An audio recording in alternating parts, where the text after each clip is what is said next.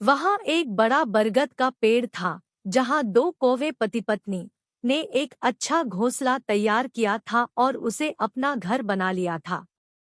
उसी पेड़ की कोटर में एक काला नाग रहता था।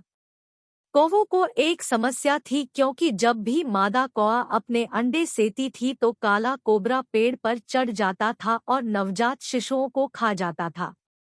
वे उन्हें बचाने के लिए कुछ नहीं कर सके। कौवे सलाह लेने के लिए पास के बरगद के पेड़ पर रहने वाले एक सियार के पास गए। उन्होंने उसे सारी बात बताई और अपनी समस्या से छुटकारा पाने के लिए उससे सलाह मांगी।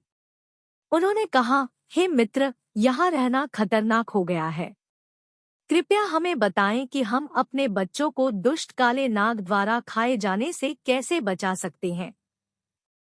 सियार ने उत्तर दिया, कृपया हार मत मानो।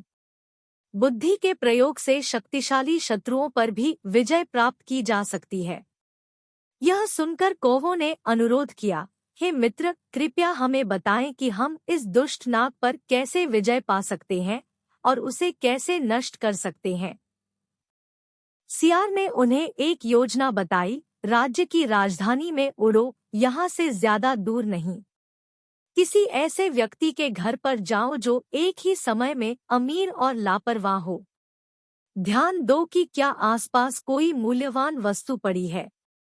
यदि तुम्हें ऐसा मिलता है, जब नौकर तुम्हें देख रहे हो तो इसे उठा लेना। उन्होंने आगे कहा, आपको धीरे धीरे उड़ना होगा ताकि नौकर आपका पीछा कर सके।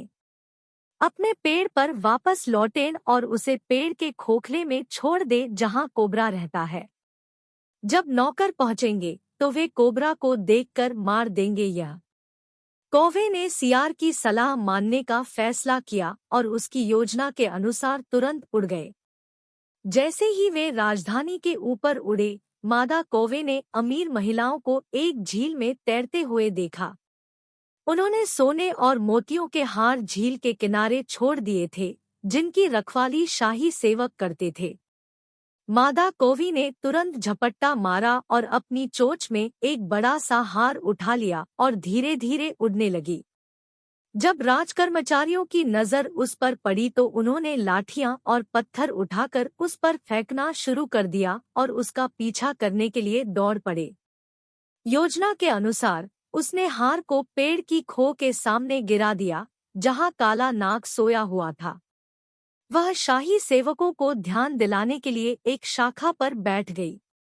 जब राजकर्मचारी आए तो काला नाग यह देखने के लिए पेड़ की ओट से बाहर निकला कि यह सब क्या शोर हो रहा है। काला नाग फन फैलाकर राजा के सेवकों से भिड़ गया, लेकिन सेवकों ने हार पाने के लिए कोबरा पर लाठियों और पत्थरों से हमला कर दिया। उन्होंने दुष्ट नाग को मार डाला और हार लेकर लौट आए, और कौवे कोबरा से छुटकारा पाकर खुशी से रहने लगे। बुद्धिमान तो सचमुच कहते हैं, छल से अत्यंत शक्तिशाली शत्रु को भी नष्ट किया जा सकता है।